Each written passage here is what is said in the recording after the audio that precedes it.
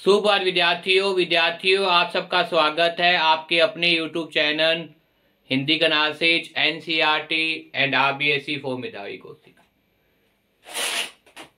विद्यार्थियों, जैसा कि मुझे उम्मीद है कि आपको हिंदी समझ में आई होगी। हिंदी के अंदर course B class 9 chapter number 2 समृद्धि। और समृद्धि का मतलब क्या होता है? यादें। और यादें भी किसकी है? लेखक की। और लेखक कौन है? श्री राम शर्मा।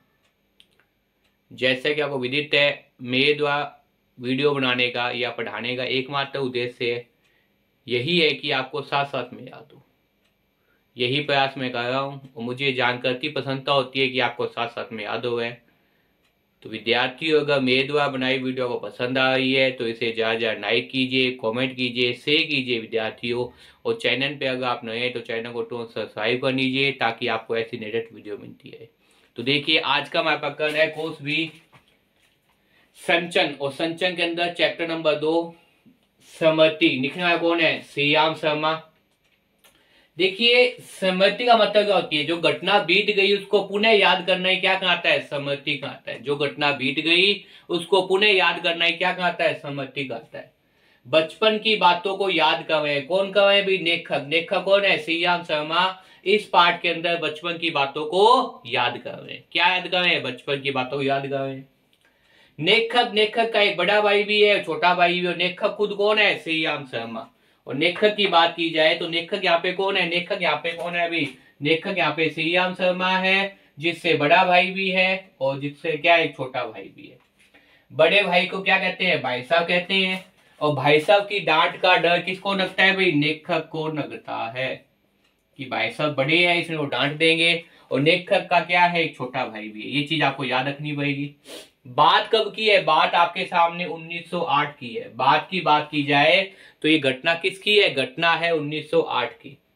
और चिन्ह का मतलब क्या होता है? चिन्ह का मतलब होता है का कि सर्दी के अंदर ठंड के दिन थे और मक्खनपुर डाक खाने में डान हो। ये कौन कहता है? ये जो है वो लेखक के बड़ी भाई साहब।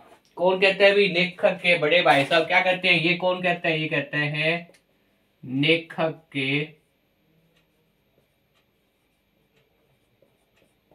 लेखक के बड़े भाई साहब।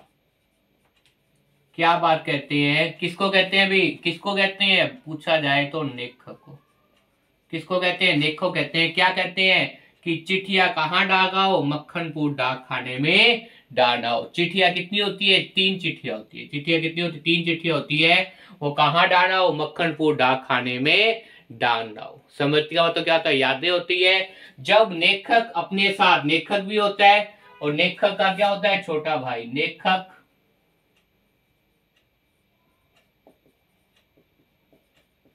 लेखक व छोटा भाई क्या करते हैं? मक्खनपुर के सकून और गांव के बीच में क्या पड़ता है भाई? एक कुआं पड़ता है। क्या पड़ता है भाई? कुआं पड़ता है।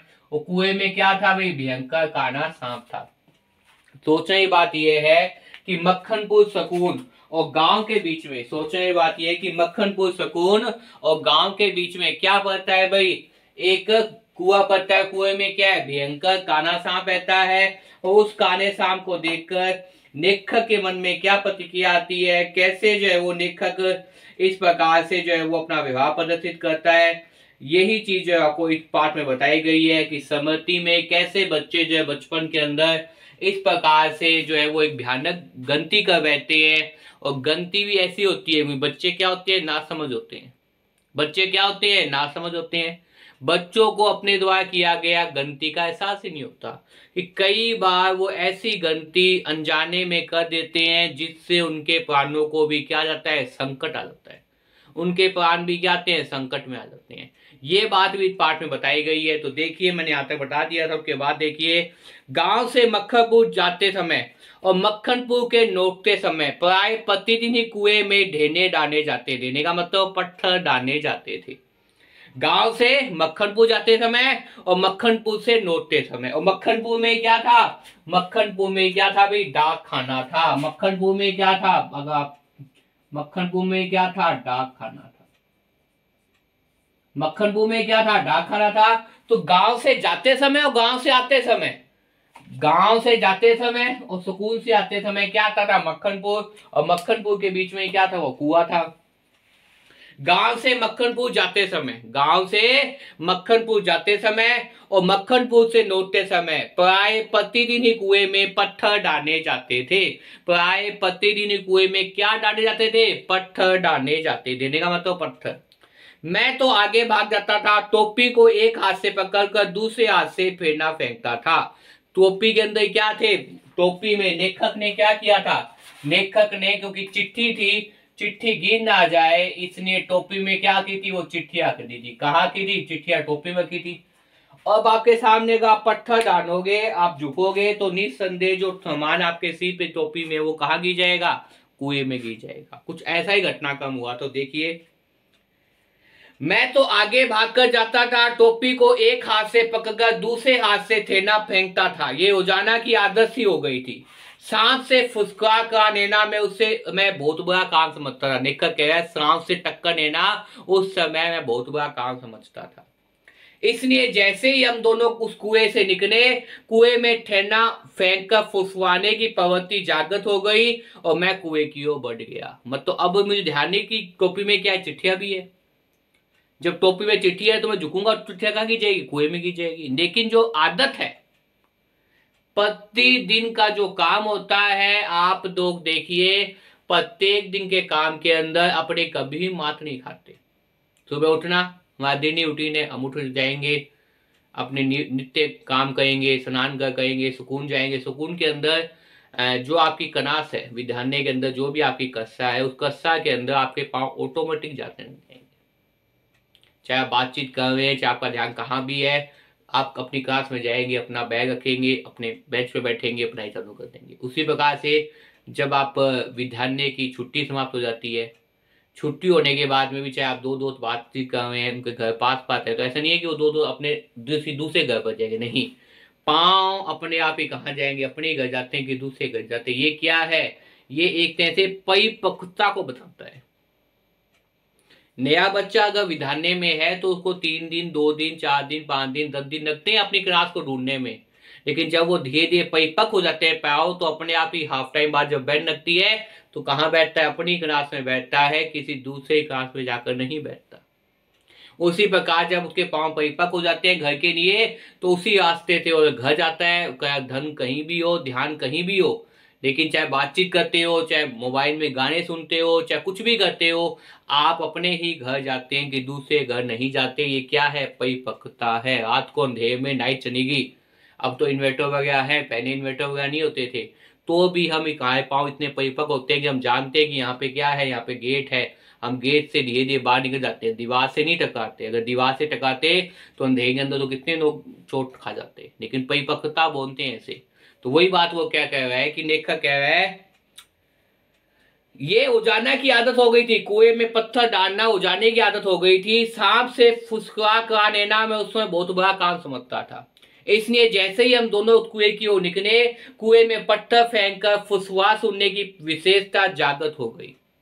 क्या विशेषता जागृत होगी, फुसवानी जागृत हो गई। मैं कुएं की ओर बढ़ा, छोटा भाई में पीछे ऐसे हो लिया जैसे, छोटा भाई मेरे पीछे ऐसे हो लिया जैसे मगर स्वाग के पीछे। जैसे मानो हिरन का बच्चा क्या है, धीरे धीरे हिरन के पीछे जाता रहता है, बिन्नी का बच्चा धीरे धीरे बिन्नी के पीछे जाता रहता है, शेर का बच्चा धीरे धीरे शेर के पीछे जाता रहता है। क्योंकि उन्हें क्या लगता है, छोटा बच्चा अपने माता पिता के जाता रहता है, उन्हें अपने माता पिता के साथ, अपनी मम्मी के साथ एक सुरक्षा की भावना आती है कि अब हमारी मम्मी मेरे साथ है, तो हमें किसी प्रकार का कोई भी आक्रमण अगर होता है तो हमारी जो मम्मी है, वो माता पिता है, वो क्या करेंगे, उस आक्रमण से मैं अच्छा करने का। इसलिए बच्चा जो है अपनी मम्मी के पास होता है, इसलिए जो है वो अपनी मम्मी के साथ जाता रहता है, उसे एक निश्चिंतता लगती है। छोटा बच्चा, ये तो बड़े तो समझदार हो जाते हैं, छोटा बच्चा भी क्या है, उसे भी अपनी माँ की गोदी की आदत हो जाती है। जैसे ही दूसरा अनजान व्यक्ति उस बच्चे को अपनी गोद में लेता है, बच्चा रोना प्रारंभ कर देता है, अनजान व्यक्ति को देखकर भयभीत हो जाता है। लेकिन जैसे उसके परिवार के लोग, माता पिता, दादा दादी, चाचा चाची, ताऊ जी, ताई जी, फूफा जी, बुआ जी वगैरह जो उसके घर पे रहते हैं, दिन देनी जिनको देखता है, उससे वो चुप हो जाता है कि नहीं ये मेरे परिवार के लोग हैं, तो उसको भी सोच समझ हो जाती है। तो वही चीज आप बता रहे हैं, लेखक अपने छोटे भाई के पीछे लेखक का छोटा भाई लेखक के पीछे मग सवार के पीछे छोटा मग सवार हो जाता है। कुएं के किनारे से एक ढेंडा उठाया, पत्थर उठाया, उछन का एक टोपी से उतारते हुए सांप पर पत्थर गिरा दिया। पर मुझ पर तो बिजली गिर गई। सांप ने फुसफुसाई, माये नहीं, ठेना उसे नगाए नहीं। यह बात तब तो याद नहीं थी। टोपी के हाथ रखते तीनों चिट्ठियां चक्कर खाती हुई कुएं में गिर गई। टोपी के हाथ में लेते ही, टोपी को जैसे ही छुआ वैसे ही तीनों चिट्ठियां, कितनी चिट्ठियां थी? 3 चिट्ठियां। पूछा जाए आपसे समर्ति पाठ के अंदर कितनी चिट्ठियां थी, तो कितनी चिट्ठियां थी भाई? तीनों चिट्ठियां। कितनी चिट्ठियां थी? 3 चिट्ठियां।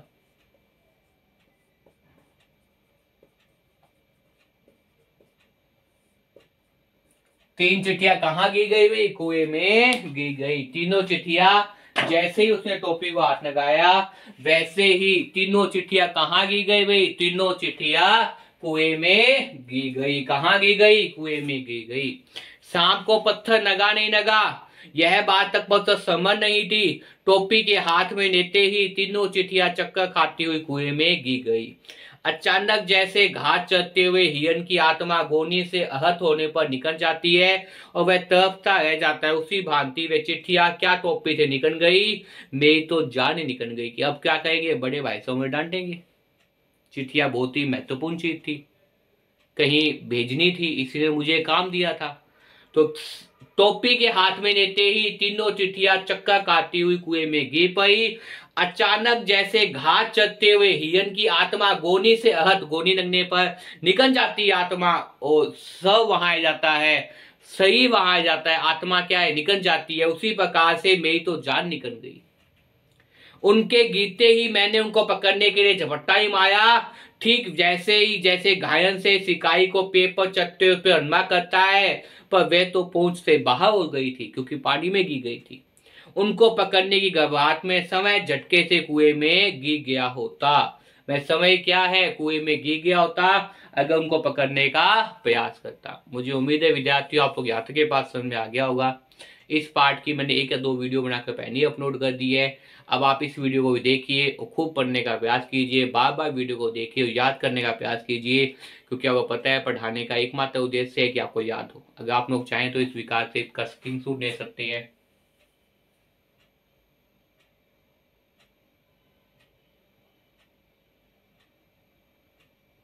मुझे उम्मीद है आपने स्क्रीनशॉट ले लिया होंगी। बहुत ही महत्वपूर्ण बातें लिखी हुई विद्यार्थियों, तो खूब मन लगाकर पढ़िए, बार बार वीडियो को देखिए और याद करने का प्रयास कीजिए।